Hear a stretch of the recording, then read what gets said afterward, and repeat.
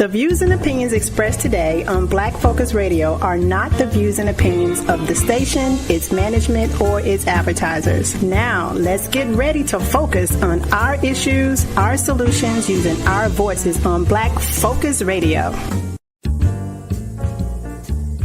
Welcome to Black Focus, the show designed with our community in mind, where we focus on our issues, developing our solutions, using our voices. Central Arkansas, surrounding areas, and the nation. Get ready. Black Focus starts right now. Phone lines open at 855-525-5683. So here's your host, David W. Coleman.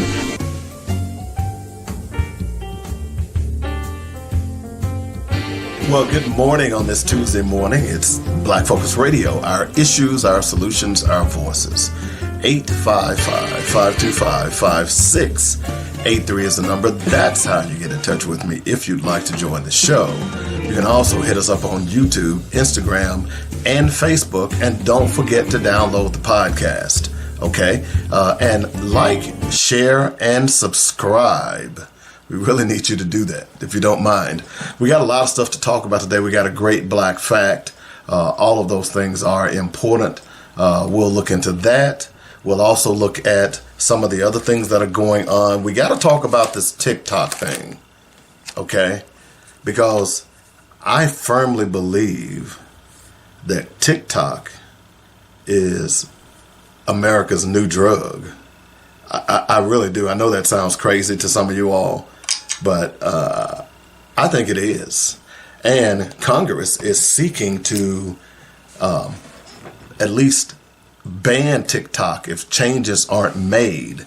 And I find it interesting. And we're going to talk about it because as I am a free speech advocate, I have some major problems with TikTok. And I've talked about that a lot on this show. And I'm going to reiterate those things, why this is something that I might be up for. And I'll tell you, as a business owner, you know, I could really be getting a lot of hits by putting portions of my show on TikTok because it's the most active platform out there right now. So we'll talk about that a little bit later on. The repugnants fall in line. We're going to talk about that. This is just a joke. I watched part of the hearing that took place with the prosecutor Hur related to the Biden situation, and the Republicans, them some disgusting folks. If y'all hadn't figured that out by now, they some disgusting people, man. They really are. Lord have mercy. How the hell did... Look, the takeover of our government is already happening. It has already happened. We just don't know it yet. Okay. All right. But in the meantime, you know, we hadn't talked a lot about reparations a lot lately. We usually do. But today, our Black Fact is going to deal with the hidden truths about housing policies and how it trapped Black America into poverty. And I'm going to expound on this probably a little bit more after the fact because I see it, and especially where I live now, in various parts of the enclaves that I travel into now, here in the Baltimore and the DC area. So we'll get into all of that here in just a moment. But in the meantime, in between time, let's go ahead and get the show christened, and let's get a Black Fact. Dynamic Black Facts. Our culture, our history, our people.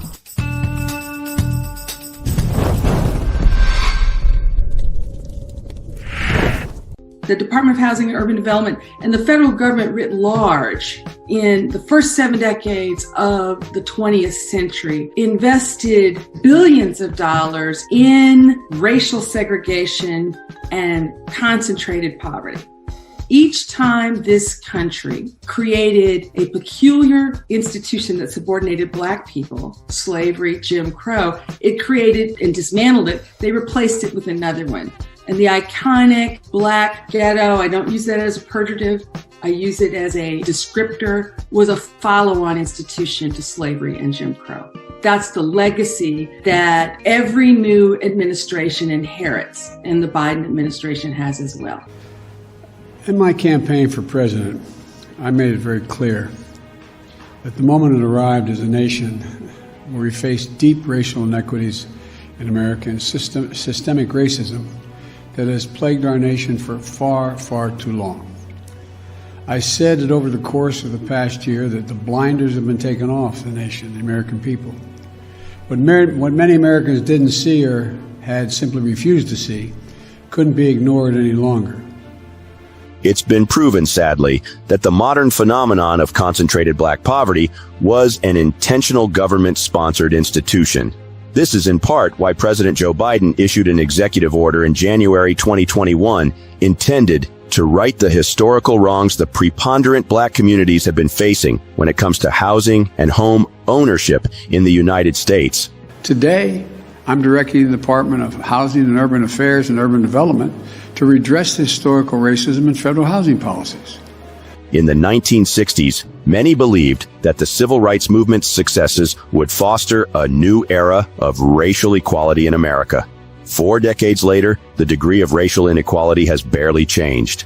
To understand what went wrong, we have to understand what has happened to African American communities over the last several decades.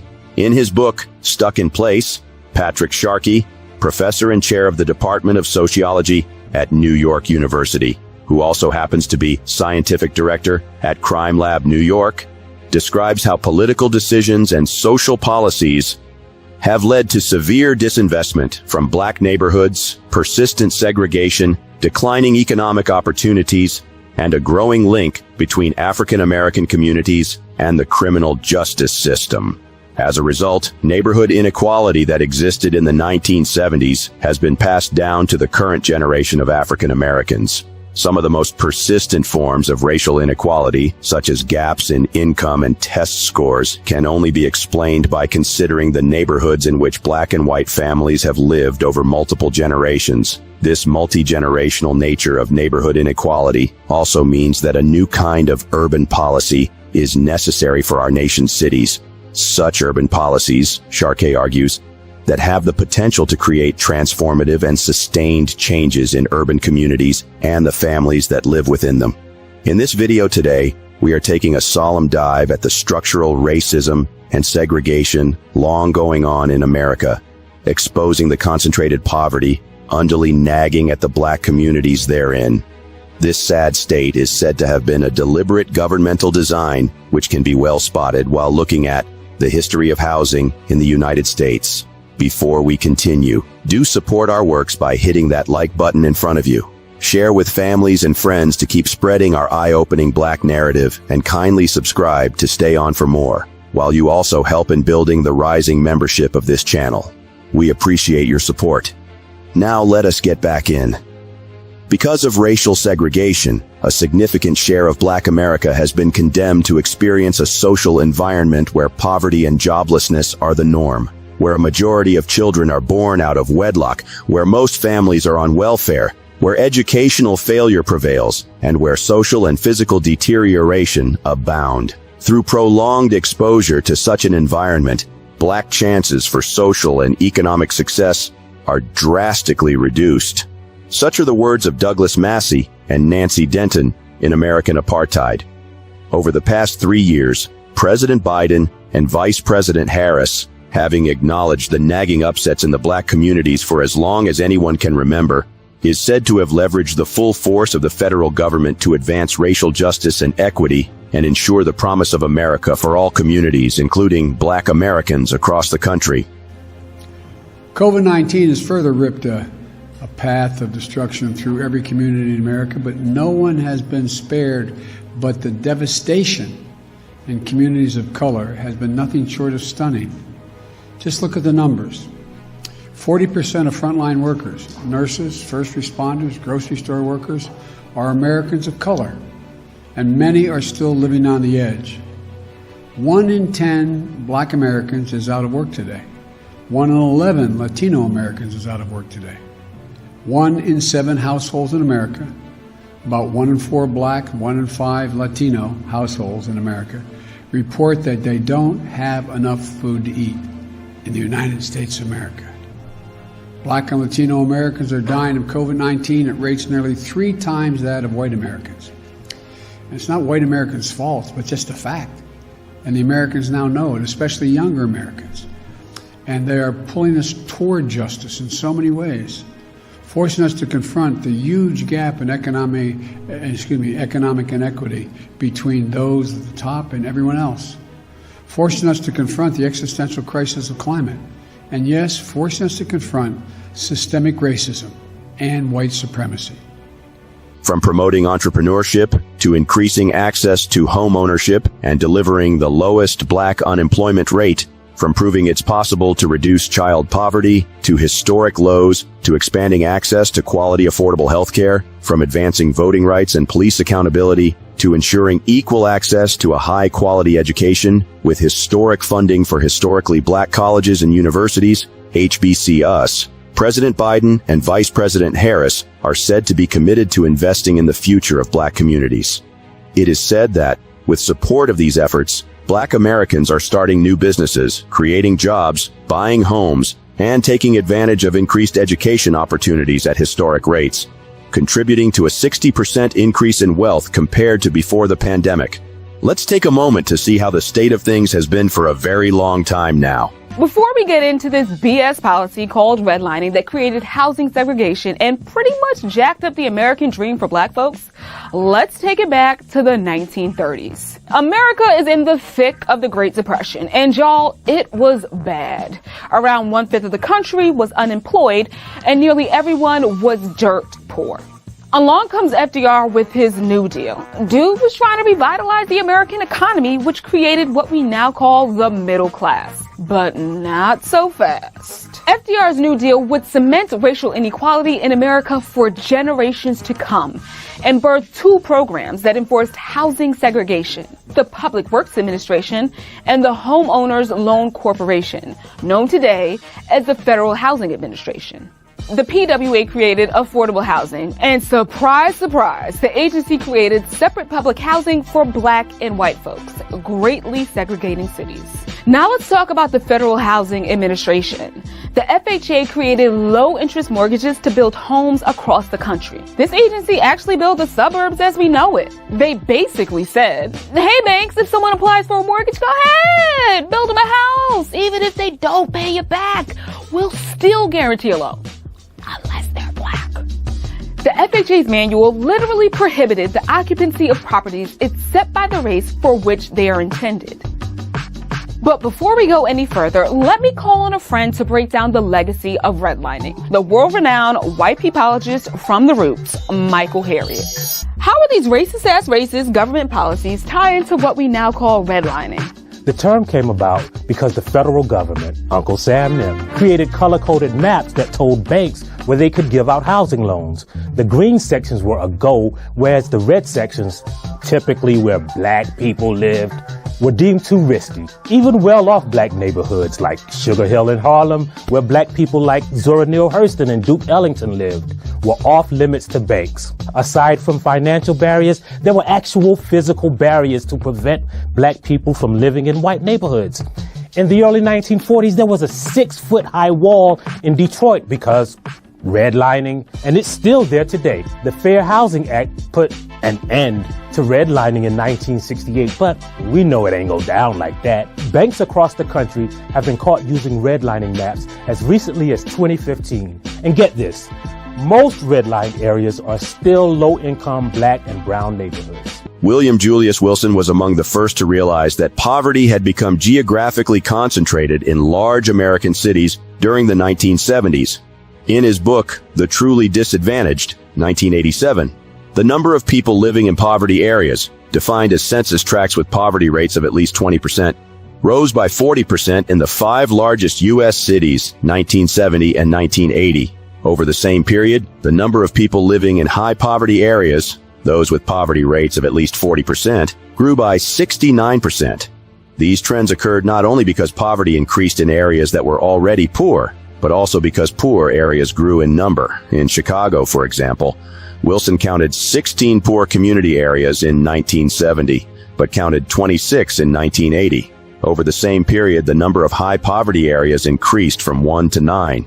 Subsequent studies have generally confirmed Wilson's observations. The dawn of the 20th century, African Americans in major cities lived scattered throughout the city. They weren't segregated particularly. It's only with the Great Migration of 6 to 7 million African Americans north and west escaping the South, the predominant response of the United States government and state and local governments to the Great Migration was to contain Black people in their own neighborhoods. The Great Migration was one of the largest movements of people in United States history. Approximately 6 million Black people moved from the American South to northern, Midwestern, and Western states, roughly from the 1910s until the 1970s. The driving force behind the mass movement was to escape racial violence, pursue economic and educational opportunities, and obtain freedom from the oppression of Jim Crow. The Great Migration is often broken into two phases, coinciding with the participation and effects of the United States in both world wars. The first Great Migration, 1910 to 1940, had Black Southerners relocate to northern and Midwestern cities including New York, Chicago, Detroit, and Pittsburgh. When the war effort ramped up in 1917, more able-bodied men were sent off to Europe to fight, leaving their industrial jobs vacant. The labor supply was further strained with a decline in immigration from Europe and standing bans on peoples of color from other parts of the world. All of this afforded the opportunity for the Black population to be the labor supply in non-agricultural industries. And HUD, the Department of Housing and Urban Development, was particularly a part of this role. With the precursors to HUD introduced and encouraged racially restrictive covenants, redlining of every major city where African Americans landed. The federal government was a sponsor of urban renewal, infamously called Negro removal by the great James Baldwin. Although the migrants found better jobs and fled the South entrenched in Jim Crow, many African Americans faced injustices and difficulties after migrating. The Red Summer of 1919 was rooted in tensions and prejudice that arose from white people having to adjust to the demographic changes in their local communities. From World War I until World War II, it is estimated that about 2 million Black people left the South for other parts of the country. World War II brought an expansion to the nation's defense industry and many more jobs for African Americans in other locales, again encouraging a massive migration that was active until the 1970s.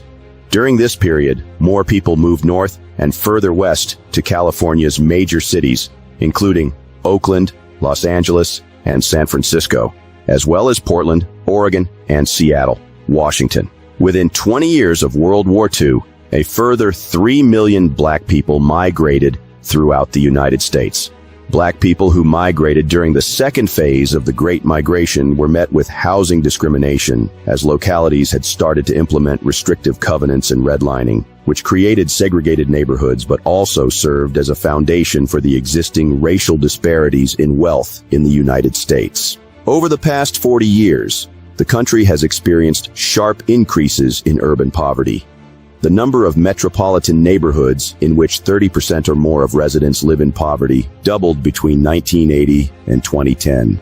Moreover, almost 2/3 of the high-poverty neighborhoods in 1980 were still very poor almost 40 years later. According to Jargowski and Bain, 1991, the number of poor people living in census tracts with poverty rates of over 40% increased by 30% during the 1970s. Studies by Hughes, 1989, and Weicher, 1990, also revealed sharp increases in the number of poor census tracts over the decades.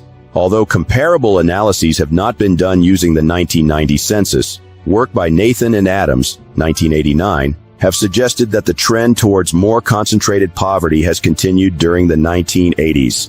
Between 1980 and 1986, the percentage of poor people living in poor neighborhoods grew from 40% to 57%.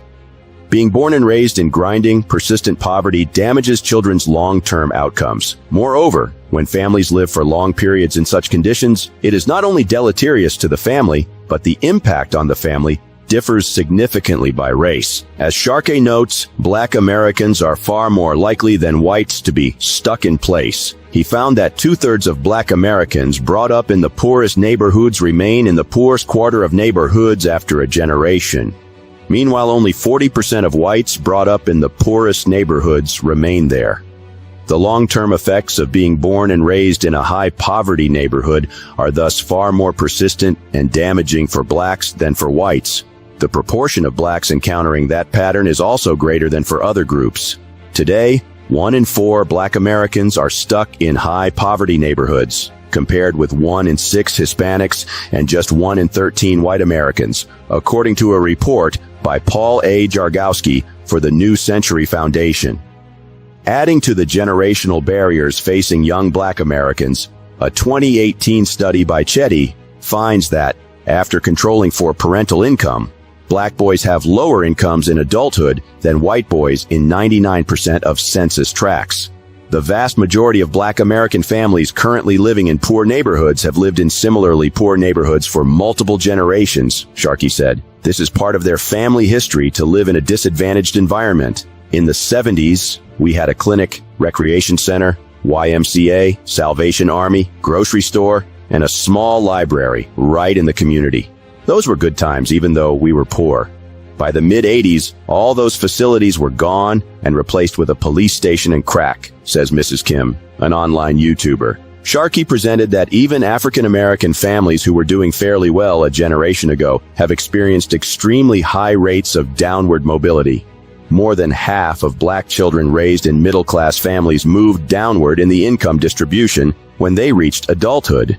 The persistence of income inequality comes down to the different environments in which people are raised. More than half, 52%, of African American families live in high-poverty neighborhoods over consecutive generations, compared to 7% of whites. Black families making $100,000 a year or more live in more disadvantaged neighborhoods than whites making less than $30,000. Just this figure alone tells you that something is going on in American neighborhoods that is not driven by income, not driven by wealth, but is unique to this interaction between race and urban inequality. Sharkey further puts out, the basic pattern here is very clear. Black and white children continue to live in entirely different social worlds. Living in poorer neighborhoods during childhood increases the probability of downward mobility by about half. Black and white families that look very similar in terms of economic profile diverge because the Black families are much more likely to live in a disadvantaged environment that has lower quality institutions, most notably schools and social support organizations, with neighborhood inequality having persisted over time and affecting the trajectories of families for multiple generations. Sharkey argues that urban policy needs to be made more durable. We have to think about policies that are more than short-term initiatives that provide influxes of resources into a community for a few years. Sharkey passionately points out, we need to think about housing mobility programs that do more than provide a short-term excursion out of a poor neighborhood, but really create sustained changes in the type of environment where families live and more transformative opportunities for families in their new environments. Sharkey contends that the reason there has not been sustained investment in low-income areas of color is because federal urban policy is based on a narrative linking central cities with race and violent crime, creating a policy agenda focused on abandonment and punishment. This growth in concentrated urban poverty has been more pronounced for certain groups and regions than others. According to Massey and Eggers, 1990, urban poverty was most concentrated among African Americans and Puerto Ricans, and the sharpest increases were observed in the Northeast and Midwest. Jargowski and Bain, in 1991, found that just 10 metropolitan areas contained most of the nation's ghetto poor: New York, Chicago, Newark, Philadelphia, Detroit, Columbus, Atlanta, Baltimore, Buffalo, and Patterson, NJ. Ghetto poor were defined as people living in neighborhoods where the poverty rate exceeded 40%. Likewise, Hughes, 1989 to 1990, identified 6 urban areas with the largest number of impacted ghetto areas: Detroit, Philadelphia, Baltimore, Chicago, Cleveland, and Washington. A key argument of Massey and Denton's American Apartheid, 1993, is that racial residential segregation and non-white group poverty rates combine interactively to produce spatially concentrated poverty. Despite a compelling theoretical rationale, the empirical tests of this proposition have been negative or mixed. This paper develops a formal decomposition model that expands the Massey model of how segregation, group poverty rates, and other spatial conditions combine to form concentrated poverty. The revised decomposition model allows for income effects on cross-race neighborhood residents and interactive combinations of multiple spatial conditions in the formation of concentrated poverty. Applying the model to data reveals that racial segregation and income segregation within race contribute importantly to poverty concentration, as Massey argued, but that almost equally important for poverty concentration is the disproportionate poverty of the non-group neighbors of blacks and Hispanics.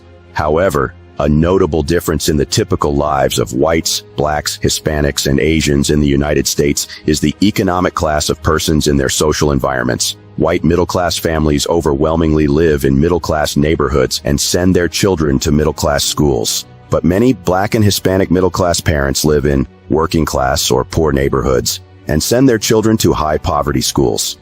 About 1 in 3 poor white families live in poor neighborhoods and send their children to high-poverty schools, compared to 2 in 3 poor black and Hispanic families. Much evidence indicates that the socioeconomic levels of residential neighborhoods and schools affect quality of life and life chances. Concentrated disadvantage in neighborhoods is one of the most durable predictors of high rates of violent crime, and differences in neighborhood disadvantage explains much of the racial gap in exposure to violence, in the words of Peterson and Crevo, 2005. Sampson and Wilson, in 1995, argue that high poverty environments are criminogenic, encouraging youth to pursue criminal rather than legitimate careers. The spatial separation of the affluent and poor produces spatial mismatch between the demand for job and job seekers, contributing to high unemployment in poorer neighborhoods. Likewise, high poverty schools tend to be ineffective educationally and have disproportionately high dropout rates. Racial gaps in the affluence of neighborhood and school environments contribute importantly to persistent racial inequalities. In Buffalo, many years ago, they closed many libraries in the city, many in the poor parts of town. It was horrendous. The children especially needed them, I believe. I, myself, miss them. They took them away from people so that a lot of them, I'm sure, made it hard for them to get to other libraries. It's indeed very nice when people can actually walk to the library in their own neighborhood, and then, too, the afternoon activities for the children and such. I'm crying, says Angela Eisenhard. And here goes again, Mrs. Kim. My 3 sons benefited from those afternoon programs and field trips, summer camps, summer jobs, and especially what being in a community felt like, where, unlike the stereotypes, the majority of parents had jobs. It takes a village. The drugs and defunding tore all that apart and forced us out into a world of unfair employment and loan practices, unequal wages, enormous school and medical costs, not to mention the racists who didn't want us in their neighborhoods, which is why I came back to the hood after my sons became awesome adults. The late 2000s Great Recession brought rising neighborhood poverty in the midst of affluence and the re-emergence of a racial and ethnic underclass living in inner-city neighborhoods. Approach redirects attention to a level of geography, cities, suburbs, and small rural towns, where local political and economic decisions effectively exclude the poor and minority populations. It uses newly released poverty data from the years 2005 to 2009 American Community Survey to provide evidence of changing macro patterns of spatially concentrated poverty. We show that roughly 1 in 4 U.S. places had poverty rates exceeding 20% in the year 2005 through 2009, up 31% since 2000. Roughly 30% of America's poor reside in poor places, and concentrated poverty is especially high among poor African Americans. Overall increases in place-based poverty nonetheless were muted over the decade by declines in concentrated poverty among poor Hispanics, a pattern that reflects spatial diffusion to new destinations. America's poor were sorted unevenly from place to place within local labor markets, that is, counties. Poor, non-poor segregation rates between places increased from 12.6 to 18.4 between 1990 and the 2005 to 2009 period. Segregation was especially high among disadvantaged blacks and Hispanics. In their seminal book, American Apartheid, Douglas Massey and Nancy Denton argue that the concentration of poverty in black and Latino neighborhoods is the most pernicious consequence of contemporary racial residential segregation. In their account, the concentration of poverty in minority communities is the result of the combination of high levels of racial segregation with racial gaps in poverty rates, combined with segregation on the basis of poverty status within race. They develop their argument through a series of simulation models and confirm it through an empirical analysis of segregation, group poverty rates, and poverty concentration in American cities. At the center of this debate is Massey's 1990 core point that segregation and minority poverty rates interact or intensify in combination to produce concentrated poverty. Massey's theory emphasized two forms of segregation: racial segregation and poverty status segregation within race as key causes of poverty concentration. The decomposition model developed here reveals that to better account for concentrated poverty, we must include a third form of segregation: the segregation of high and medium income members of other groups from blacks and Hispanics. The non-group neighbors of blacks and Hispanics are disproportionately impoverished, a factor that contributes to these groups' high contact with neighborhood poverty. In closing, in the words of Dr. Martin Luther King Jr., the arc of the universe is long, but it bends towards justice. Let us bend that arc with our actions, our voices, and our unwavering commitment to creating a more just and equitable America. Because while the road ahead is long, dismantling structural racism and segregation requires our collective action. Let us, therefore, commit to building a future where opportunities and dignity are not determined by the color of our skin, but by the strength of our resolve and the power of our unity. However, that brings us to the end of this video. Hope you learned a thing or two from it. Do not forget to support our works by hitting that like button in front of you. Share with your families and friends to keep spreading our eye-opening black narrative, and kindly subscribe to help in building the rising membership of this channel. Your support means a great deal to our endeavors. Thank you for watching. Keep listening to Black Focus Radio for more dynamic black facts, our culture, our history, our people on JoyNetRadio.com. All right, welcome back to Black Focus Radio. I hope you enjoyed that Black Fact. We're going to take a break, and when we come back, we're going to talk a little bit more about some things that I've observed, and, you know, all of these, the redlining, and we'll just hang 10. Also coming up later on, at the top of the next hour, we're going to talk about TikTok. You all don't know what really is going on because you're on that drug. We're going to try to get some people off of it. Back in a moment, it's called Black Focus Radio. Our issues, our solutions, our voices on JoyNetRadio.com. Hi, I'm David W. Coleman, host of Black Focus Radio and the Weekly Sports Magazine. We here at JoyNetRadio.com would like to thank you for all the love and support you've given us. Our goal is to keep you inspired and informed daily with quality programming from gospel music, news, talk, and sports. Log on to JoyNetRadio.com for the program lineup, and while there, be sure to make a donation. Then download our app and carry us anywhere in the world. Please continue to spread the word about JoyNetRadio.com. And if you are an entrepreneur or have an upcoming event or you'd like to start a show, let the professional writers and producers here at JoyNetRadio.com help you get the word out. Call me at 615-554-0568 for more details. In the meantime, stay informed and inspired daily right here on JoyNetRadio.com. David W. Coleman here for Coleman's Dynamic Rib Rub and Rib Nuts. Go to ribrub.com, that's RIBBRUBB.com right now, and stock up on the best dry marinades for baking, grilling, and smoking your favorite meats.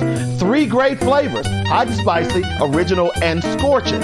Try them at your next cookout and you will shout, bake it, grill it, shake it, oh yeah! Only one place to get Coleman's Dynamic products, that's ribrub.com. Easy to order, and I'll ship direct to you or to friends and family anywhere in the United States. While on the site, be sure to check out other great items, especially the rib nuts. Who'd have thunk it? Peanuts sauteed in a barbecue marinade? That's just crazy good. Get them at ribrub.com right now, along with other great recipes. That's ribrub.com. If you don't like my rib rub or rib nuts, I'll give you money back. Do it today. That's Coleman's Dynamic Products at ribrub.com. Listen. Did you miss Dr. Ernest Gill from UT San Antonio? When you're making $455 million off these student athletes, and all you can come up with is $5,000. John Calipari makes $8 million a year, and his players are going to get $5,000 a year. The majority of these teams were white men and white males and females. Would this be happening? And I would say no, because their families wouldn't let it happen. But we're letting our kids get pimped. Join the weekly sports magazine every Saturday, 8 to 10 a.m. on joinetradio.com.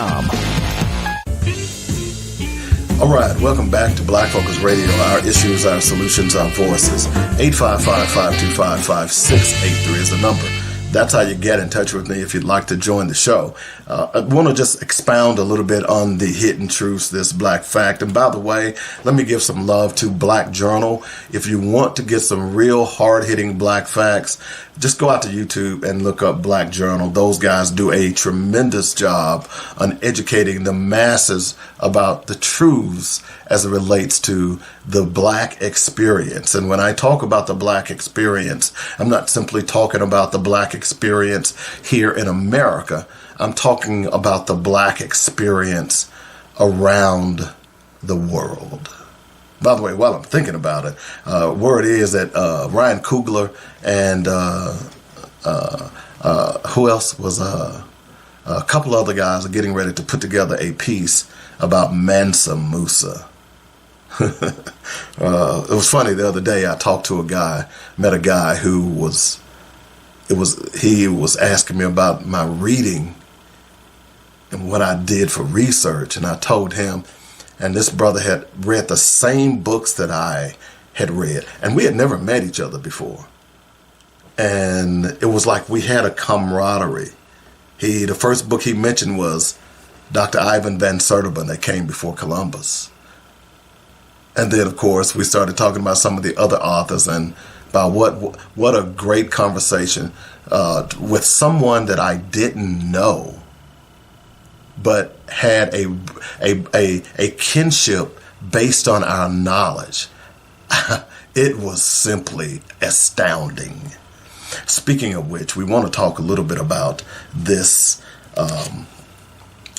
issue as it relates to Black housing and poverty, because it's important for us to understand something here, that the Black experience, as far as economics is concerned, was done to us purposely. Let me say that again. It was done to us purposely. Now, I don't have to go back and delineate all of the, I could say, the darts that was thrown at black people up until now. Slavery is the obvious one.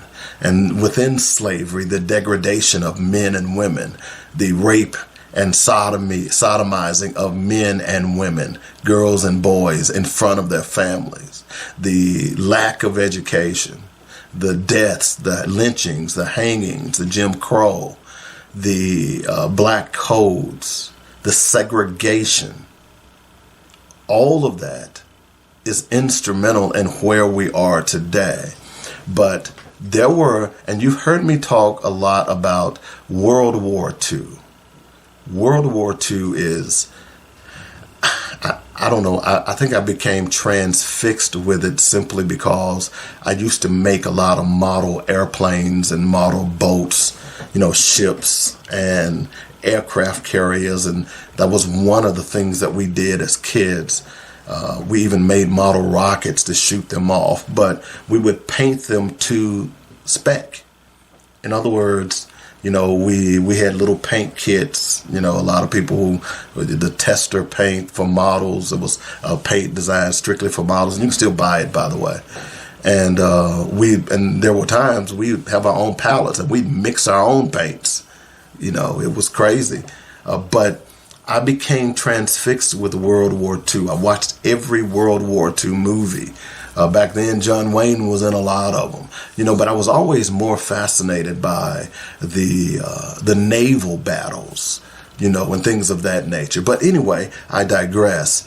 So in studying history, you begin to understand the significant contributions that black men made to World War II. We've talked about how black men were forced after German POWs were captured, and there were some trains that were carrying GIs, American GIs, black and white, and then part of that train was a box for the POWs, and there were times when the train was overloaded with German POWs, whereas that black soldiers had to go to the backs of these trains so that German POWs could have a seat.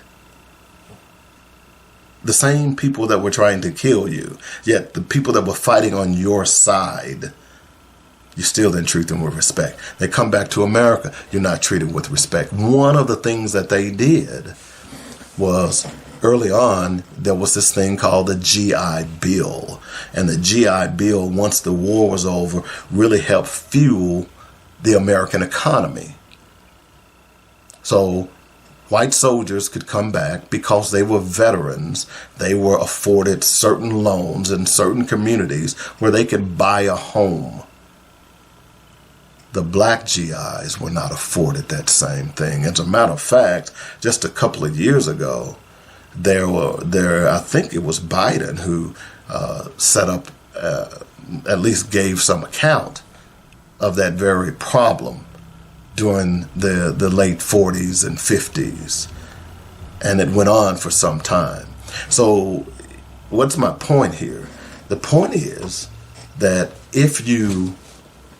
home ownership is one of the significant linchpins in someone's life. You own a home, typically you pass it down to your offspring. That's how you create wealth. White people knew that. Black people were not able to do that. And that's why many of them were relegated to the slums, the ghettos. And I bring that up because many of you all don't know, but I live in the DMV area now. Now, I live in a suburb, but because of what I do, I often travel into the ghetto of Washington, D.C. and Baltimore. And I'm going to be honest with you.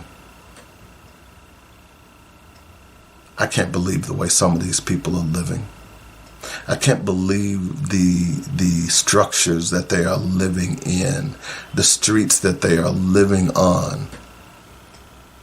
And the government is doing nothing to solve the problem. Here's what they're doing. They're gentrifying those areas, raising the rents.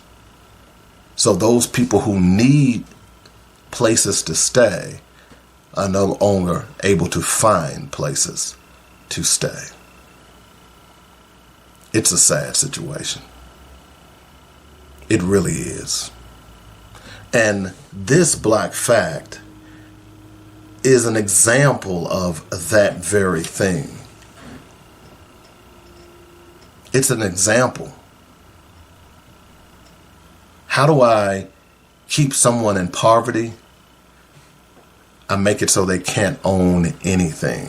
And here's the double-edged sword with that. Because you struggle every day to rob Peter to pay Paul, your credit gets damaged. So now you can't even afford the good things because you don't have credit. So you're relegated to some of these ran down houses. And of course now you've got all of these major real estate companies buying up homes. When my mother passed, I would get a call a day. I'm not kidding. So this black fact is important for us to understand. That the reason many of us are trapped in poverty is because it was by design. The question is, more and more of us, and I think what sparked this conversation today is because of the guy that I met. I'll be totally honest, I don't even remember the guy's name, unfortunately. But man, he recited, books. I'd throw books. Yeah, I've read that too. What about this part in the book? Oh, yeah. George Jones, Chancellor Williams, Dr. Ivan Van Sertima, the ISIS papers. It just went on and on and on. He loved Francis Cress Welsing. So did I, by the way. It's one of my favorites. He went on and on and on. And I told him, I said, typically I usually have a book list. Well, I used to give out a book list. I still have the book list. I just don't give it out anymore. I think I'm going to, it's already digitized. I think I'm going to post it again. I haven't posted it in a while. So y'all be aware of that. I'm going to post that book list. Okay. But one of the things that we talked about, and we talked about 20 minutes. Well, it was more than that. It was really about 45 minutes. Now that I think about it, yeah, it was about 45 minutes. And one of the things that we talked about is that we've got to become better educated. And I'm not talking about book sense. We got a lot of educated black folks with doctorates, and they're dumb as boxes of rocks. They think because they have doctorates that they're smarter than everybody else. But when it comes to solving the problem of the black man, if you're using their solutions to solve your problem, you don't know who I mean by there? Okay, let me just be frank. If you're using a white man's solution, his modus operandi, to solve the black dilemma, there's a reason why it hasn't been solved. You get that, right? So you're using your enemy's tactics to solve a problem that will make you equal or better than the enemy. Think about it from this perspective. Think about all the things that they've done to black people over the decades. We're still here. We're not going anywhere. They know that. And now they're panicking because 2042 is right there in their faces where they will be the minorities. There's nothing they can do to stop it. So me and this brother was trying to say, okay, well, what do we need to do? Because the Democrats or the Republicans is not the answer. And today we're going to talk a little bit more about that. But what you have to do is be smart enough to use your knowledge and to be able to use both of them to get what you want. When I say you, I mean we, the black community. The problem is we have not elected leaders who are smart enough to make that happen. Instead of joining one party or the other party, again, I'll say this, we should be a block of black people. Yeah, you're going to have those who want to stay one way or the other. But the majority of black people should be a black party, whatever you want to call it. And they should come to us with hat in hand, I should say, in order to get what they need, our vote. So it's important for us to understand. It is so important for us to understand that we cannot use their tactics to solve our problems. I say all the time that if white people wanted to get rid of racism, it should have been gotten rid of a long time ago. Y'all get that, right? White people created racism. White people created segregation. Black people are spending too much time trying to solve their problem. and not focusing on our problems. That's what I'm trying to get people to understand. So let's go back to this housing thing. Because if, like I said, if I don't own property, now I'll be totally honest with you, I've never bought a home. I've never had the desire to buy a home. I know that sounds weird. I know a lot, well, y'all know me, I'm weird. I'm just not like everybody else.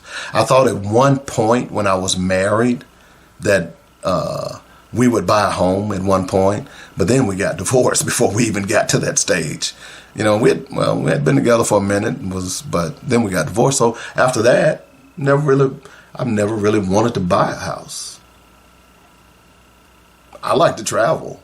I like to pick up and go, you know, particularly after my kids were grown. I don't want to be tied down with a home, but a lot of people are not like that.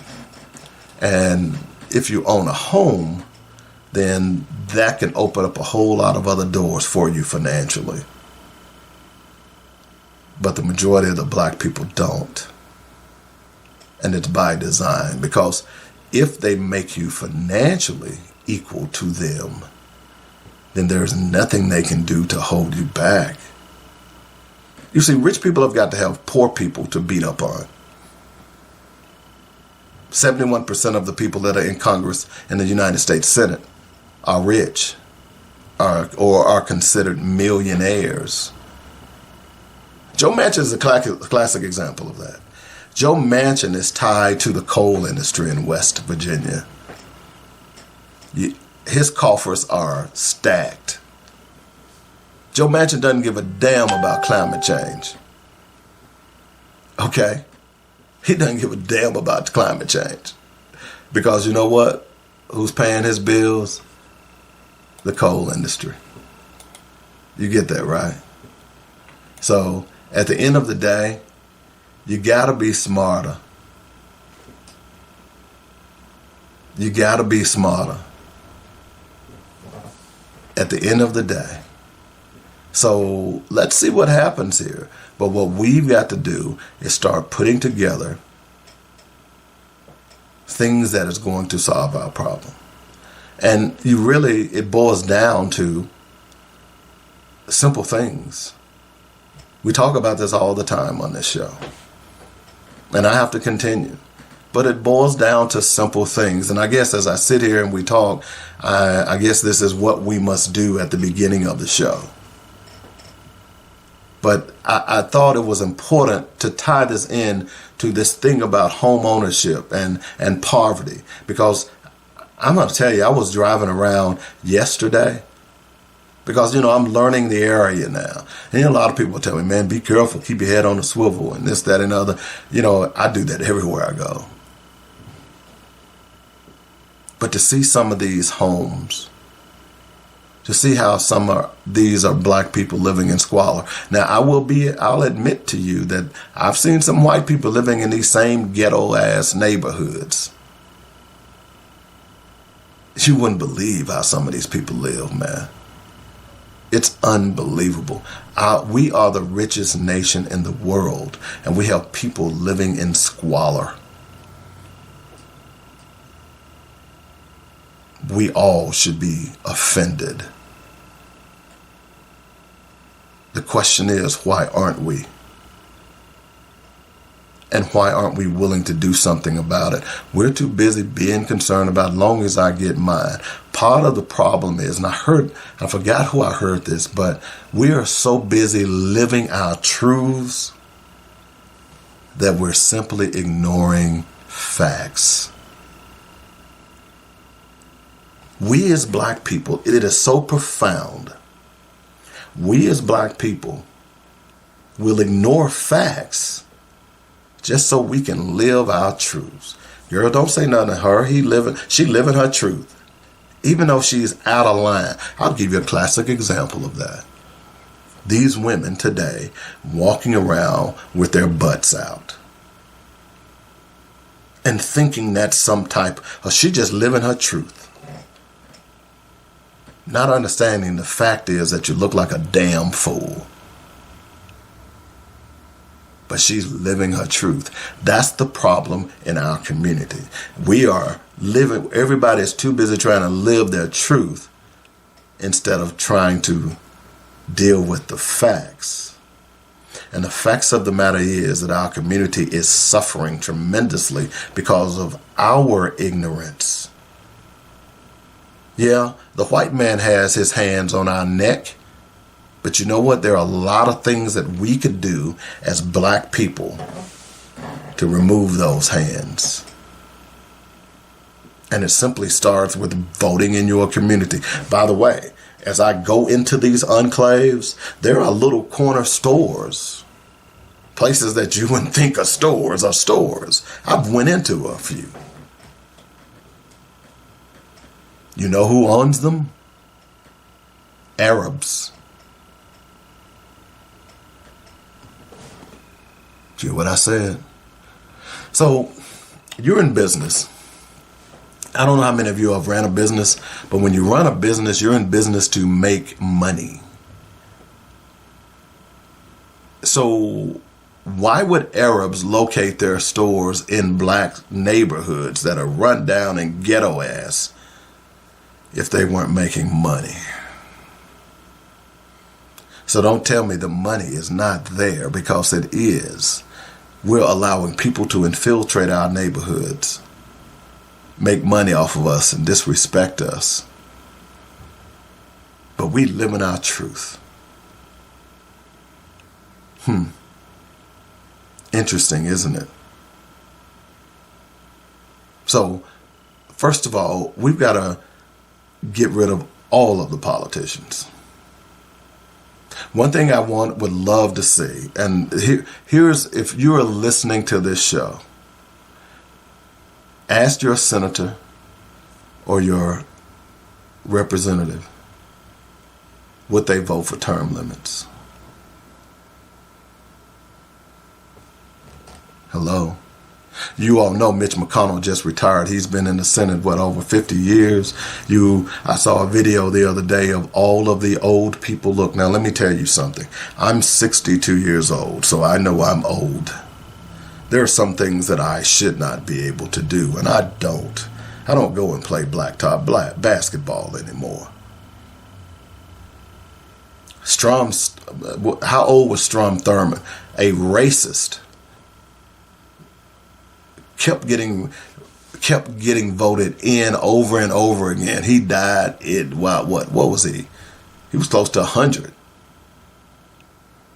One thing we got to do is say, okay, look, we have to refresh our state senates and our congressmen, the Senate, with new ideas. Part of the problem is that we have these old ideas.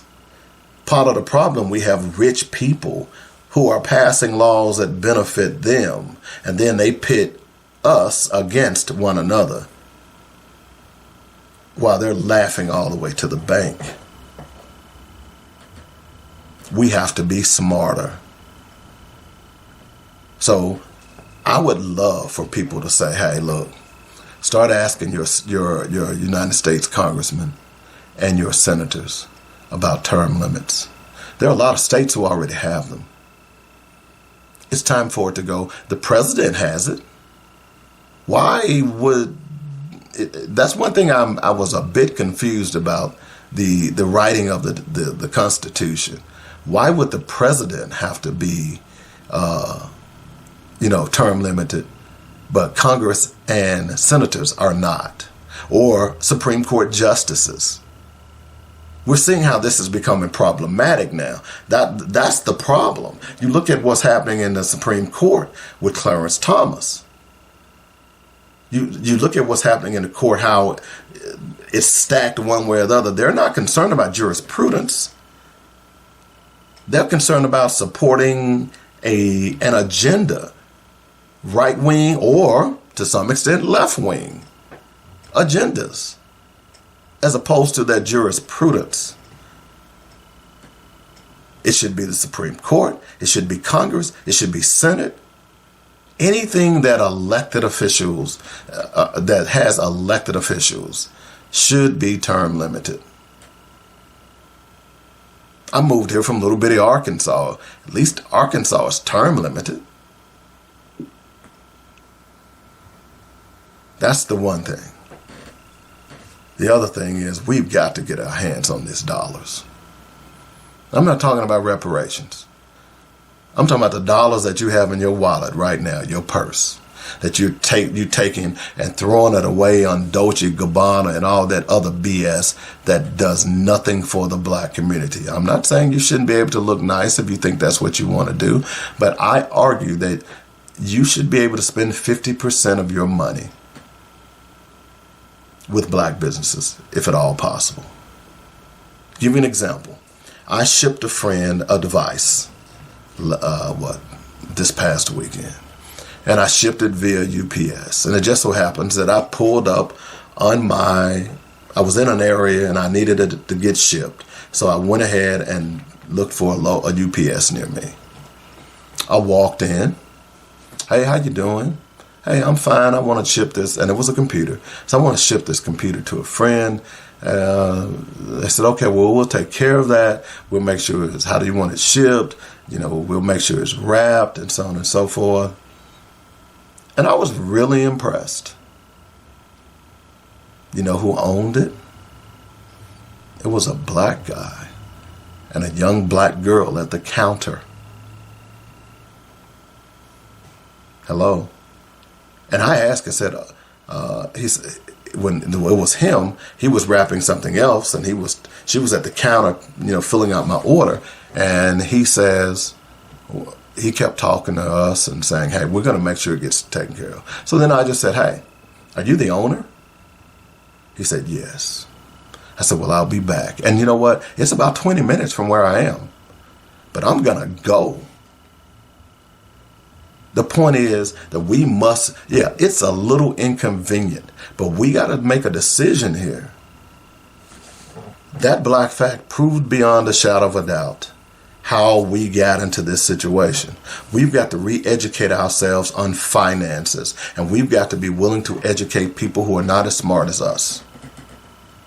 Okay? Not where we can make money off them and we get richer and they continue to be poor. Because at the end of the day, high tide raises all boats. Okay? High tide raises all boats. And we've got to start thinking about this as we continue to move forward. Now, I'll be honest with you. I didn't expect this black fact to spark this type of dialogue at this moment. But sometimes it just comes on me, and you have to deviate from the regularly scheduled program in order to make sure that you get stuff done. Okay?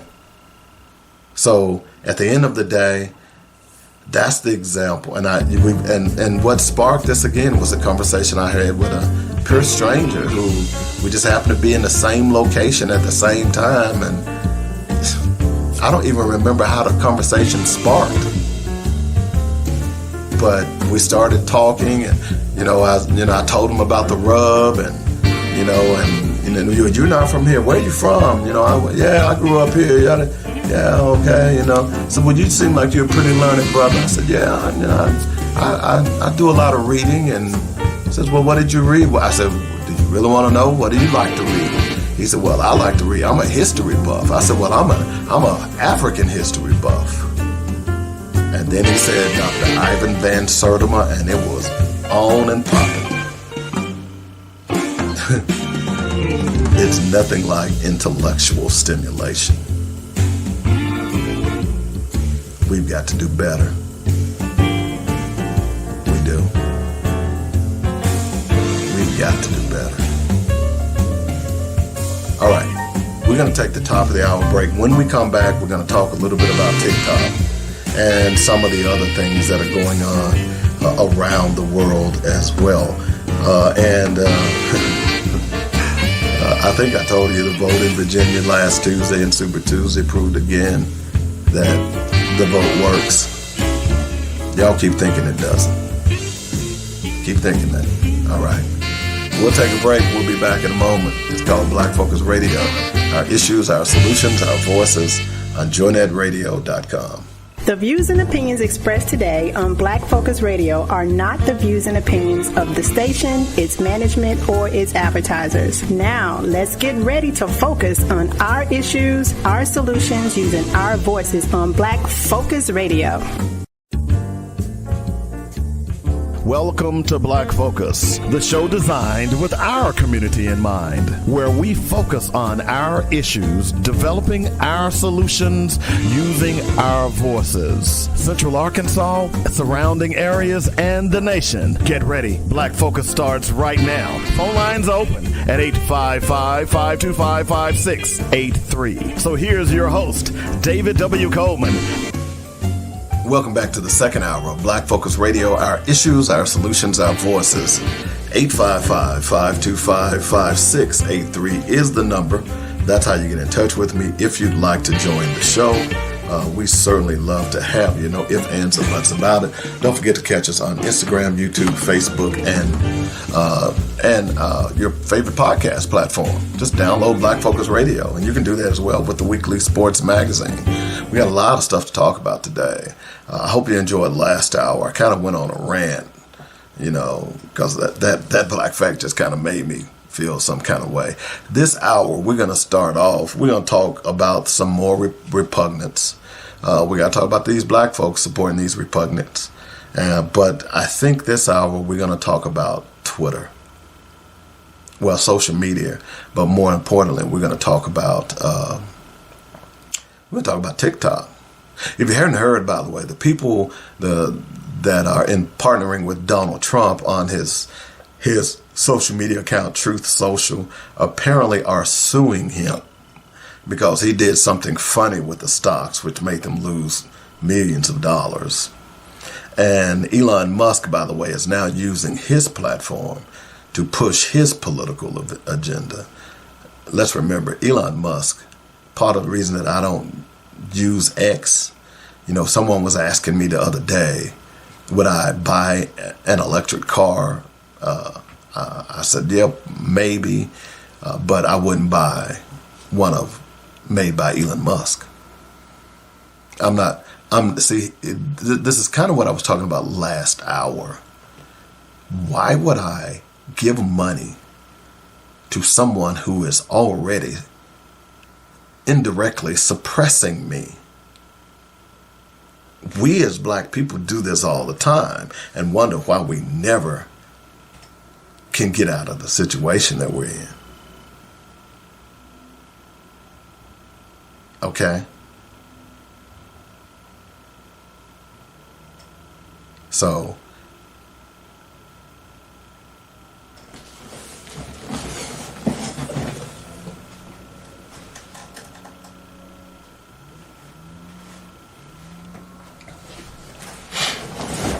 we've got to do a better job. That's just the bottom line on it. Okay. So this segment, I want to talk a little bit about social media. I use social media. You in all likelihood use social media. Now some of you guys that are my age who I just can't do Facebook, the book face or whatever it is. Okay. But most of us use social media. I want to talk a little bit about TikTok. A lot of you all use TikTok. You see some interesting videos from TikTok. Most of the videos that are on Facebook now are from TikTok, more than anything else. And people are so creative. It's really amazing some of the things that they've been able to do. It really is. But as I've railed against TikTok now for at least a year and a half, I actually have a problem with Facebook and how they collect data from you, and some of the others. Yeah, they collect data from you. What do they use with that data? They use it to create algorithms. If you've done any surfing on the web, for instance, you go out to a website and you're looking at one thing, and then next thing you know, you go to a web page, and ads on that page, you're bombarded with the website that you just left. It's because they're collecting data on you. That's why people say, well, I'm going to unplug. They ain't tracking me. Yeah, they are. If you got a cell phone, you're being tracked. Okay, don't fall for the okie doke. So, how do you solve this problem? I don't really have an answer, but let's stick with TikTok for a moment. Does it make sense? Or, by the way, the company ByteDance, who is the American subsidiary for TikTok, is owned by the Chinese government. Did you hear what I said? The ByteDance is owned by the Chinese government. And you might say, well, that's not a big deal. Well, would you like it if, let's say, Russia sets up a social media account? And would you like it to be owned by Russia? Oh, I know what you're saying. Oh, this is America. This is free enterprise. Anybody can own anything. Yeah, well, to some extent, I guess you could say that. But here's the problem you have with social media, and particularly TikTok. They collect your data. They say what they don't do with your data. But what did I just tell you? TikTok is owned by the Chinese government. So that means that the Chinese government has access to everything that you do via TikTok. They can look at your files. They can do a little bit of, let me put it this way, because some of you all are not computer literate. You don't know what they're taking. And of course, they've had, these hearings on Congress, and ByteDance swears that the Chinese government doesn't do any of this. Are we to trust them? No. We know, here's what we know, that the videos that the Chinese government puts out on TikTok that comes to America are different from the videos that goes into China. That's not an exaggeration, folks. That's a fact. There have been studies that show that the videos that are in China are different. In fact, they can't access certain videos until they're 14, but they pump all kinds of trash to videos into TikTok all across the world, particularly in the free market world. You know that old saying, garbage in, garbage out? Why do you think now you're saying, if you go out to Facebook, you see all these girls, and they're just not in America now, from Africa, other parts of the world, up there shaking their asses. I don't ever see Chinese women doing that. I see Filipino women doing it. But Chinese women, and don't get me wrong, I'm not looking for them. They're there. They pop up on your home screen. You go through it and boom. All you got to do is click. So what they're trying to do, and I tell people all the time that the most powerful medium that we have is the media. These social media companies are nothing more than media. That's why they're called social media. I can color your thought. That's why America is so concerned about Russia propaganda being fed to us through social media. This is very serious. If I control your mind, I can control your thoughts.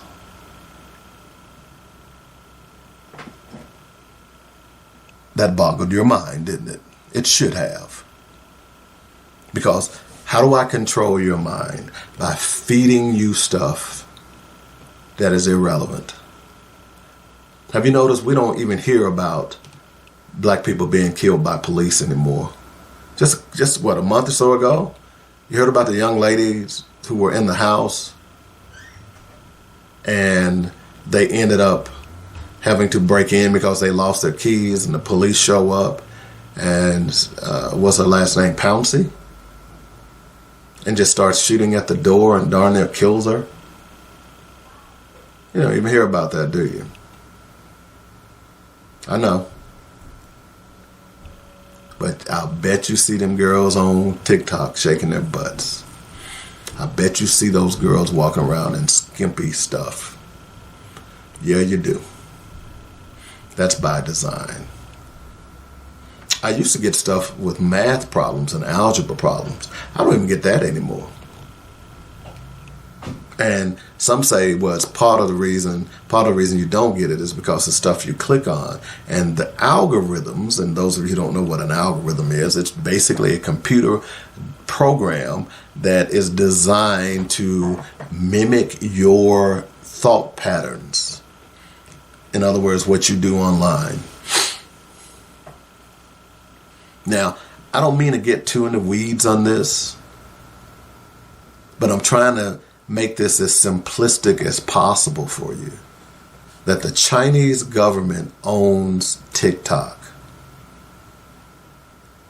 And everything that you do, when you set up an account, everything that you click on, they have a keylogger. That when you're, if TikTok is open on your screen, because quite often what we do when we use computers, I will tell you right now, I have a computer in front of me. I have 4 windows open. 2 of the windows they were open from the last time I actually was on my PC, because I don't shut my PC off. I'll shut it off for updates. So let's say, for instance, you are using TikTok and you leave TikTok open and you go ahead and you go into another website. Okay? Let's say you do that. Guess what happens? It's a keylogger that's built into TikTok. It steals your passwords. It steals the sites that you go to. Now they say, oh no, we don't do that. They're a damn lie. Yes, they do. And by the way, you don't know what they do. You know why you don't know what they do? Because it's owned by the Chinese government. And the Chinese government, last I checked, was a communist state. So they control everything. Don't be fooled. I know you all love some TikTok. But I'm going to tell you, this is a dangerous piece of software. Look, one of the things that I'm trying to do is increase my footprint with my product, Coleman's Dynamic Products, riprub.com, by the way, sponsor of the show. And last week, I started thinking, you know what? TikTok is a huge medium. I'm seeing a lot of people advertising on TikTok. But I can't do it. I keep saying I'm going to do it, and I can't do it. You're probably saying, well, there are other companies that's stealing your information. You're right. But I guess you say it's a moral thing about, TikTok. I just don't want to be able to do that. So here's the problem you have. Last week in committee hearings, Congress voted 50-0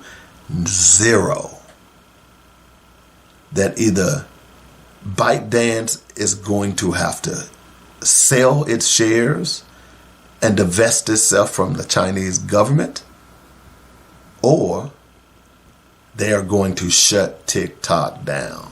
And there's this frenzy. Oh, there are millions of people on TikTok, and a lot of young people love TikTok, and this, that, and the other. Well, sometimes you have to do what's best for young people, because they don't know. Because I guarantee you, if you went to pick a young person right now who has a TikTok account, and tell them that that who owns TikTok. Ask them 3 questions. Who owns TikTok? Did you know that TikTok steals your data? Did you know that TikTok has a keylogger? I'm willing to bet you they couldn't answer 1 out of the 3. Because the most important one is who owns TikTok. And that's the Communist Party. the Chinese government. Part of the reason that I'm not on it. So we got to make a decision here. And I got to be honest with you, it's been a long time since anything came out of Congress that was 50 to zip. And they're serious about this. And you know what? I got to give them credit. I support this. This thing that's sitting in front of me right now, you can't see it, but you have one that you carry around with you. It's called, you call it a phone, but it's a computer.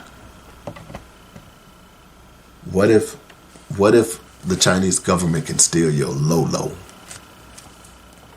Y'all know what? Yeah, see, y'all old people don't know what that means. What if the Chinese government can figure out your location based on your phone? American can already do that. Yeah, you got a GPS track on there. So now the Chinese government can do it. Does that make you comfortable? You okay with that? I'm just asking for a friend. You get this, right? They probably already mad at me because I had some people from China trying to steal my, they were trying to steal my domain name.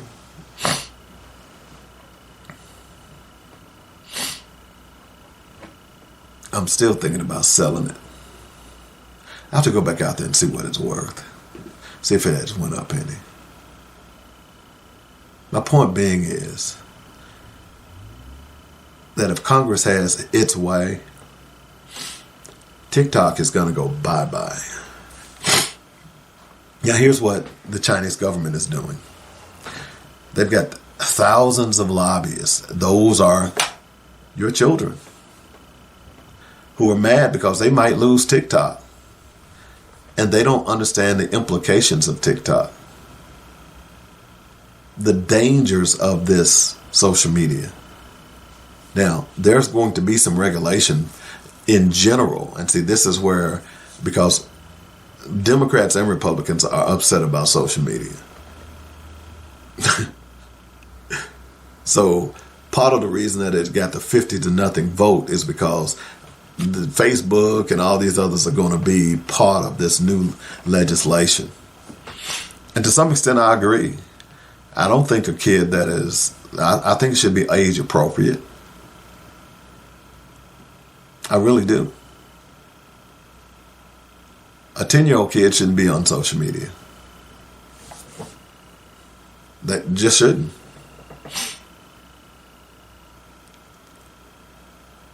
Do you look, this thing here opens the world to you that you would never, ever have access to. Some of those pictures that I told you about, some of those girls I know in Africa are underage.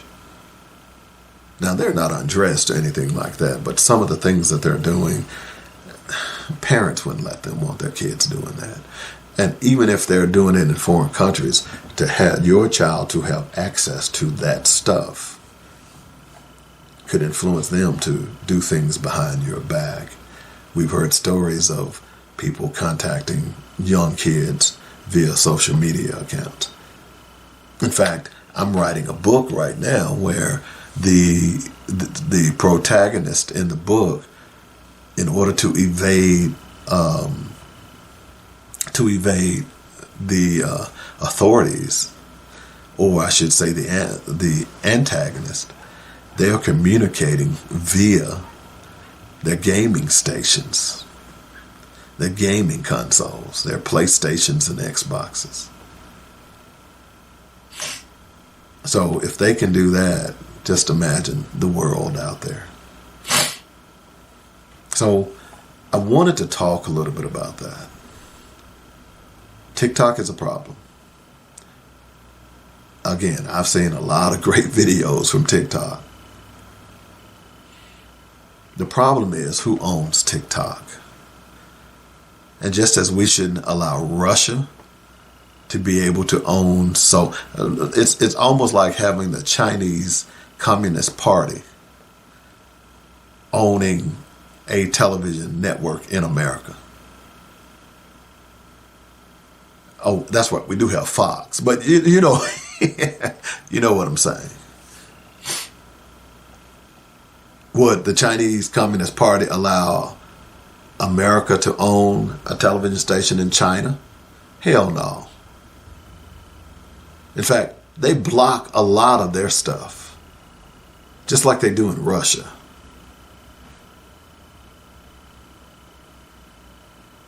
I can go right now and log on to social media to a lot of different countries. I can't do that with Russia.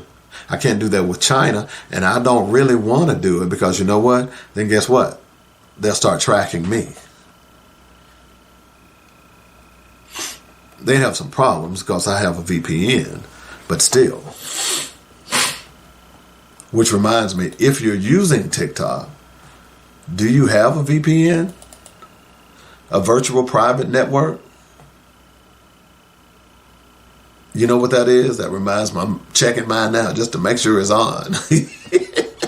I forgot my system rebooted, so I got to turn it back on. Okay. So, I know a lot of people are upset. They got, from what I understand, a lot of these kids are calling Congress. You know, welcome to the real world here now. Okay? Welcome to the real world. The geopolitical threat is real. We cannot trust the Chinese just like we cannot trust the Russians. And if that means that they've got to shut down TikTok, I'm all for it. I really am. 855-525-5683 is the number. That's how you get in touch with me. We got to talk a little bit about Katie Britt and the state of you. Talk about somebody getting raped over the coals. We'll talk about the repugnance. We got to come back and talk about Nimrata Ranhawa. The question is, will she endorse Donald Trump? We'll find out. And who's going to be the vice president? Is that why Katie Britt was doing what she was doing? Whew, Lord have mercy. These people, y'all need to get y'all butts to the polls, man. Okay? And this is not a simple question. I mean, actually, it's a simple vote. You're either for autocracy or you're for democracy. That's just the bottom line. Back in a moment, you're listening to Black Focus Radio, our issues, our solutions, our voices on JoinNetRadio.com. Bake it, grill it, smoke it. Oh yeah, at RealRub.com. Holman's Dynamic Pepper Juice is lighting fires around the country. It's the new product from RealRub.com. Use it on meats and vegetables. Add it to your gumbos and greens for an extra punch. Made with all natural ingredients, Coleman's Dynamic Pepper Juice will enhance the flavors of your favorite recipes. Order today on RibRub.com. And while there, be sure to check out some of our other great products. It's developed with love and care using the best all-natural ingredients with no GMOs or preservatives. From snacks to seasonings, Coleman's Dynamic Products has something for everyone. Bake it, grill it, smoke it. Oh yeah, at RealRub.com.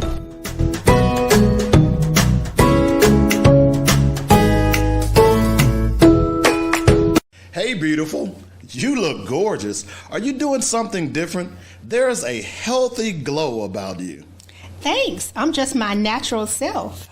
Come on. What's your secret? Okay. Since I found SkinTentional.com, I've been getting a lot of those comments. SkinTentional.com? Yes. SkinTentional.com is handcrafted, luxurious natural baths and body care products. Crafted for those with a designer's taste for high-quality skincare products but won't break your bank. From body butter to oils and soaps, SkinTentional has something for everyone, including the man in your life. Get your man some beard balm and oils. And yes, they offer body butters and soap for him as well, without making him smell like flowers. Go to SkinTentional.com and check out their amazing products. They believe self-care should be an intentional and joyous experience for all. Skintentional.com. Pigskin, check. Round ball, check. Hard ball, check. Hockey puck, check. Burning rubber, check. We got it all on the weekly sports page with David Coleman. What else do you need? Did I say food? Can't have sports without food. What kind of show is this again? A sports show. Oh, okay. Pass me those rib nuts. Yeah, we do have it all and a whole lot more with me, Dynamic David Coleman, on the Weekly Sports Magazine. All right, welcome back to the show. Black Focus Radio, our issues, our solutions, our voices. Don't forget to support our sponsors, Skintentional, JoinedRadio.com, and RibRub.com. And by the way, if you would like to be a sponsor, give me a call at 615-554-0568. We'll hook you up with a nice advertising package. And if you would like to sponsor any of the segments, Black Facts, What We Must Do, any of the segments, hey, I can put together a nice package for you. Okay? So, what I want to talk about this hour, we're going to be doing a lot of politics over the next few months. Look, this is the elephant in the room, and we can't simply ignore the smell. So one of the things I want to talk about, and I think in What We Must Do, we're going to talk about the Virginia situation. Yeah, we're going to say that to What We Must Do. Because Virginia, during Super Tuesday, showed us that voting works. See, I give you example after example. See, there are black people out there that are saying that voting doesn't work. Yeah, it does. The problem is that some of y'all don't understand the vote or how to vote. Okay? You think it's just going in there, just pulling a lever, Democrat or Republican. It's more to it than that. We'll get to that here in just a moment. But I want to talk a little bit about Katie Britt. You know Katie Britt. She's the senator from Alabama who had the Republican response to the State of the Union last Thursday night. You know, what a debacle. And boy, she's been the brunt of jokes from here to eternity, and rightfully so. But I think, and if you hadn't really followed this, what's important about Katie Britt is that she told a bold-faced lie. It's kind of like, you know, this picture, and, you know, I'm not into the royals, as you all know, but apparently the royal family put out a photo last week, and come to find out that it had been doctored, as if people weren't going to examine the photo, which they did, and it was clearly photoshopped. All you had to do was look closely. There were like 4 or 5 flaws. So whomever's doing that, whomever's doing their photo editing, they're probably being boiled in oil right now. As if people weren't going to check. But Katie Britt, she made the statement that she had went and talked to a young lady who was 12 years old. Because, you know, the repugnant party is trying to make this argument about immigration. They're complaining that they're coming to take your jobs. The same people that are out in the fields, you know, picking your fruit. I saw an ad a few weeks ago where it talked about we have job openings. Come pick the fruit. And nobody showed up. Remember the stories of fruit rotting on the vine because many of the illegal immigrants, but some of the immigrants decided that they were not going to go back to work. But I digress. Let's talk about Katie Britt. Because Katie Britt talked about a story of a 12-year-old girl who had been raped in various parts of Latin America, literally all her life. That's what she talked about. Okay? So, come to find out that this story, although it did happen, and she was trying to attribute it to the fact that it happened under the Biden administration watch.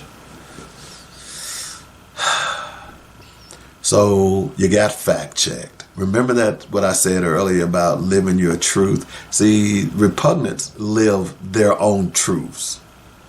They're not facts. They're lies. But we've gotten so caught up in letting people live their truth that we're not challenging them on their lies. That may be changing.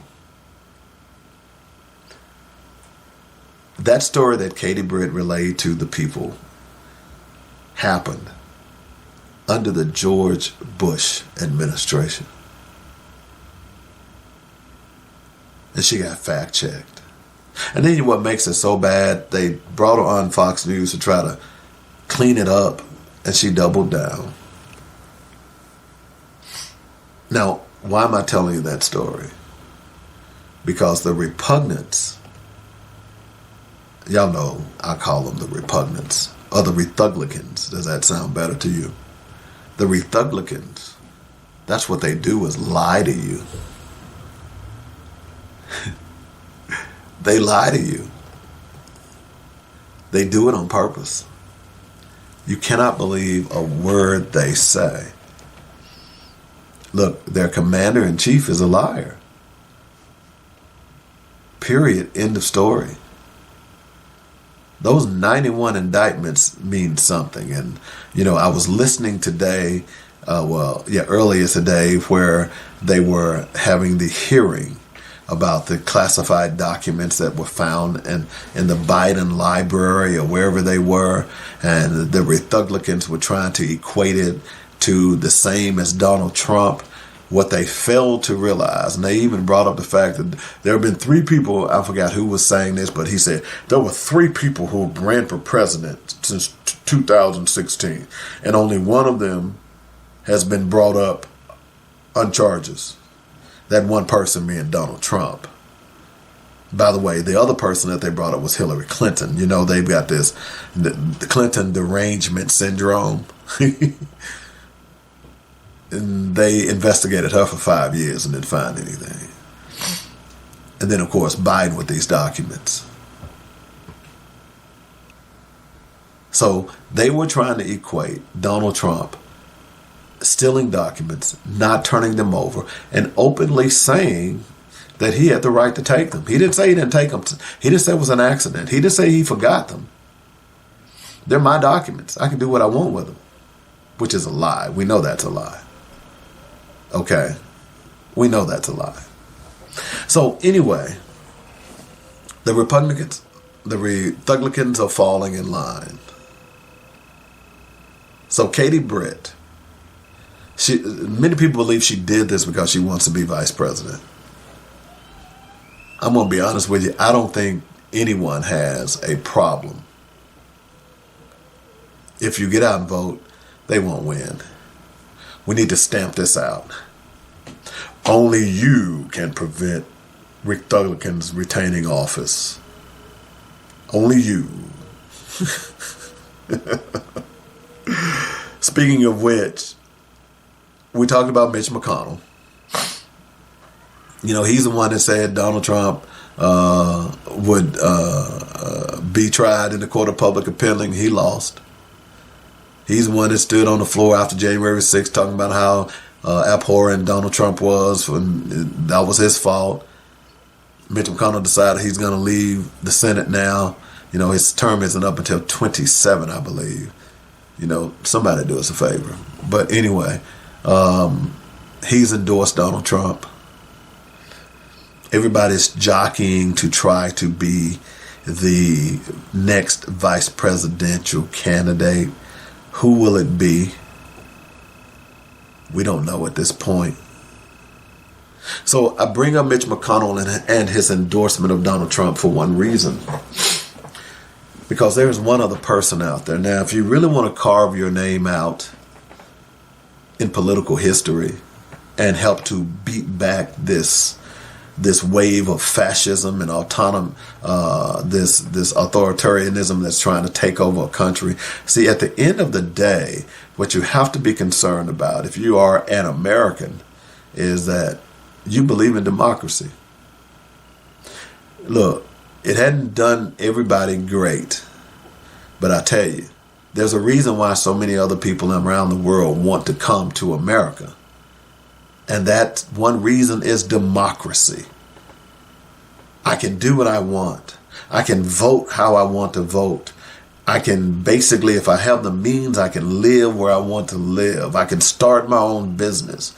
That's the great thing about democracy. And that's why so many people want to come. So it really does boil down to, I mean, just like this show, if Donald Trump has his way, I'd be probably put in the stockades. Anyone that speaks out against him, you're talking about living your truth. It won't be any more of that. This is not hyperbolic. This is just fact. I'm only going by what he says he's going to do if he's elected. So if Nimrata Ranhawa and any other Republican wants to carve out their name and be that stalwart in history that helped beat back authoritarianism, now is the time. And I'll admit, Elizabeth Cheney has already did this. Unfortunately, there were not enough Republicans who stood by her. But now's the time to stand up and say, enough is enough. No, I don't agree with the Democrats and everything that they're doing. But at least the Democrats are still for democracy. The Republicans are not. And the one thing that we should all agree on is democracy. That's what these Republicans ought to do. You shouldn't hide in a corner. You shouldn't be worrying about whether or not you're going to be primaried or voted out, because this wave is going to die. And the sooner you start putting your neck on this snake and squeezing, it will pop its head. Instead of running and hiding in the corner and hoping that no one pays attention to you. So this is what you've got to start doing now. You've got to start paying attention to what's going on. And I say all that because I'm talking about Nimrata Ranhawa. Y'all say who? Yeah, her. Nimrata Ranhawa. You know, she goes by the name of Nikki Haley. See, sometimes you just can't support the status quo. And some people argue that, you know, well, part of the reason Mitch McConnell decided to support Donald Trump because he wanted to stay with the party. You know, this was the one time, because you are not going to run again. This was the one time that you could have broke with your party. This shows you how despicable you are. And we knew that when he did what he did with Obama and stealing the Supreme Court justice that was supposed to be nominated by Obama.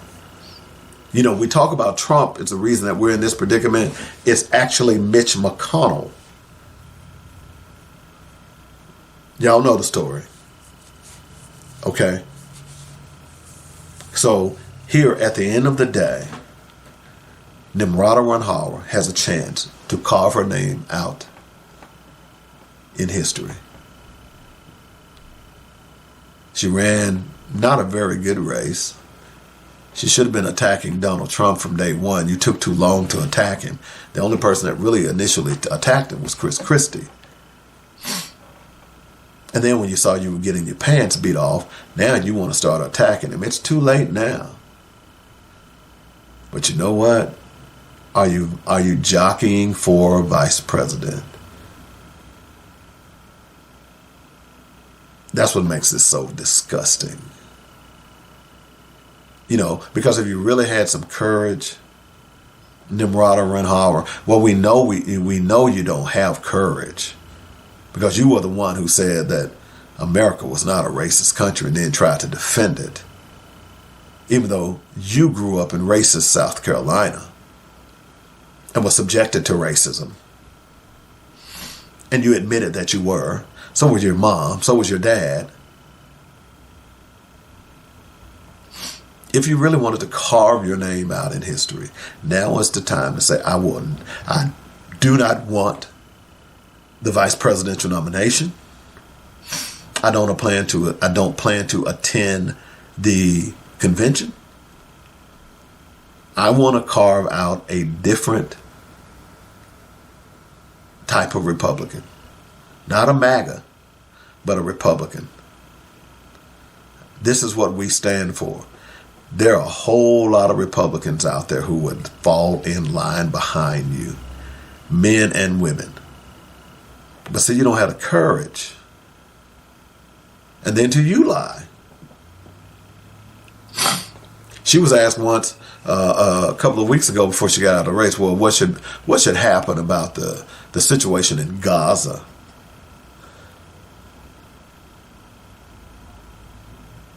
You know what she said? She said Egypt and the other Arab countries should take them. Do you understand what that means? There are about 1.7 million Palestinians in Gaza who are living in an open air prison. And now they've been pushed to southern Gaza by the bombings of the Israelis, who are simply indiscriminately bombing men, women, and children. And she was asked the question, what should happen to those people? Because Egypt will not let them in their country, and the other surrounding countries won't let them in. Why should they? Oh, she's saying, well, they're Arab, so y'all should be able to take care of that. Okay. It's kind of like the religious sects who are battling in India. Who should take them? But I digress. She said Egypt and the other surrounding countries should take them. You understand what she just said? She didn't give a damn about the suffering of the Palestinian people, nor does she give a damn about the fact that the land that you're saying they should abandon is their land. And now you're trying to chastise the Egyptians and other Arab countries because they refuse to allow them to migrate to their land. See, the only solution is a two-state solution. And see, a lot of those folks don't want that, especially the Israelis. This is what you call Zionism. This is the last gasp effort of colonialism. We've seen this before. Yeah, that's part of the reason that we are here in America.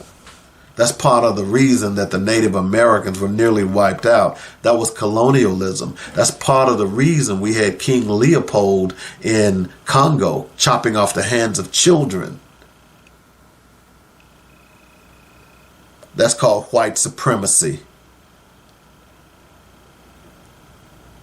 The Jews that are in Palestine, that is not their land. It's been Palestine's for up until 1947, 1948. I've told you before, don't agree with me. Go look for yourself. Go look at some of the old maps. There are some old, and you can go to the library. You can pull it up you can do it on the internet. Go pull up a map of the Middle East circa 1947 and see if you see Israel anywhere on there. No, you don't. By the way, did you know that during that time period that it was suggested that those Jews resettled in, was it Utah? Somewhere in the Northwest? Did you know that? And did you know that Americans rejected them? There was a group of people who decided that they were going to settle them in the Middle East. And they didn't care about the Palestinians. They took their land. That's a fact. And I dare any Jewish person to, by the way, if y'all want to come on the show, you're more than welcome. It's like you black conservatives. I'm waiting. The clarion call has been announced. That's what's going on. So Nimrata Ranhawa decided that she was going to say in her, I guess she was trying to be philosophical. that it's the Arab country's fault that they won't take the Palestinians. Why would the Palestinians give up their own land? How is it that y'all don't get this? Are you all just stupid? Are you all that devoid of historical significance that you don't understand why the Palestinians are so upset? And why? And look, I can tell you why the other Arab countries are not going to take them. Why would they? They support the Palestinians. They know the land was stolen. Why would they submit to Israel's theft by saying, okay, y'all come over here? Especially submit to a government who cannot be trusted. This is the same Israeli government that was spying on Americans, stealing American secrets. This is the same Israeli government that was shooting Deborah Provera into the Ethiopian Jews, the real Jews, the Falashas, and sterilize them without their knowledge. Yeah, it's that same government. Yeah, it's them. But maybe, again, she's jockeying for running vice president. I wouldn't be surprised. It's going to show you just how detestable these people are. Marjorie Taylor Greene was in the State of the Union when Biden brought up the young lady who was killed on campus. Marjorie Taylor Greene was talking about say her name, screaming out say her name. Marjorie, were you saying the name of all them black women that were killed by police? What about Sandra Bland? I don't remember you saying her name. It's amazing. What we've got to do is start paying attention to what's going on, girls and boys.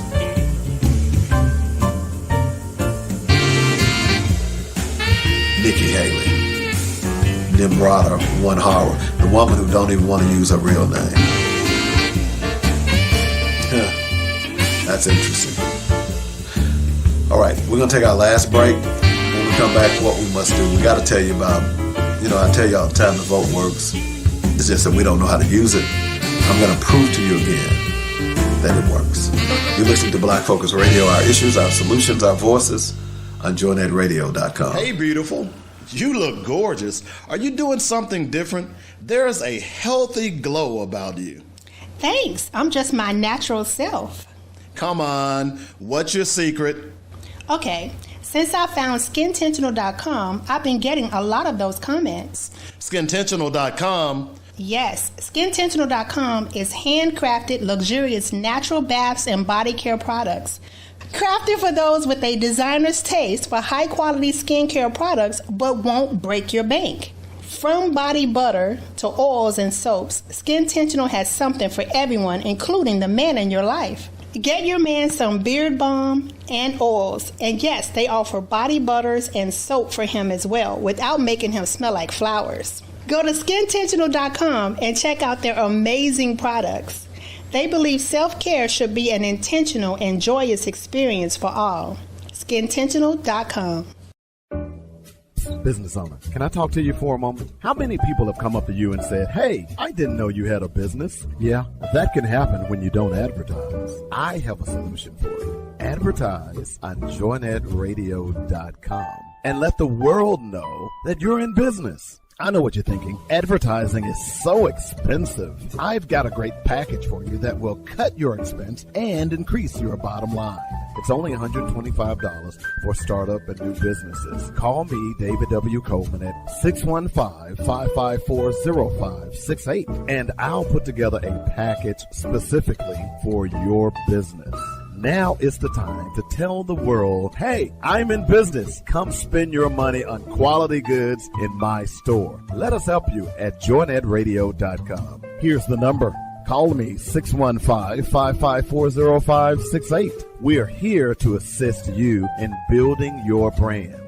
Coleman's Dynamic Products would like to thank you for all the support you've given us over the years. Our growth could not have happened without your purchases and word of mouth to your friends and family. That says you believe and trust us to provide Coleman's Dynamic Products with no fillers and all natural ingredients. We began with our flagship product, Rib Rub, and now it has expanded into snacks, seasonings, salts, rib juice, and pepper juice. We could not have done it without you. I'm David W. Coleman, founder and president, and I want to personally thank you for the encouraging words and support. Coleman's Dynamic Products will continue to be the best dry marinades, seasonings, and sauces you've ever put in your mouth. That's ribrub.com, RIBBRUBB. And you know what we like to say, bake it, grill it, smoke it. Oh, yeah. All right, welcome back to the show. This is the last segment. It's called What We Must Do. And, of course, I told you throughout this process we're going to talk a lot about the vote and the power of the vote. I've given you an example after example of the power of the vote. I talked to you about Oregon. Today, I'm going to talk to you about Virginia.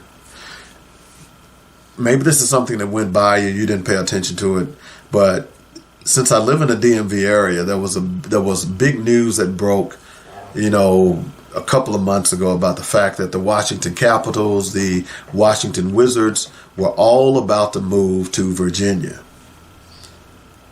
And it was going to be funded by Virginia taxpayers. Okay? The District of Columbia leaders were trying to stop the move, offering a $500 million to renovate the team's current home and surrounding area at the 11th hour. The mayor of D.C. published an op-ed in the Washington Post expounding on the argument that the team should stay in the District of Columbia. But no, they were going to move to Virginia. Word is that it would have brought $30,000 and generated about $12 billion in revenue for Virginia. Yep. Youngkin argued, who was the governor of Virginia, and passing on it would be a clear signal that opportunities to welcome new investment and jobs will not be evaluated on their merit, but instead will be viewed through the lens of partisan parochial interest. This is what the governor said. He said he believes the Senate is making a colossal mistake. In other words, right now, those teams aren't moving. They're staying right in D.C., which is where they belong. But here's the neat thing about this. How was this possible? Because when Youngkin proposed this was prior to Super Tuesday.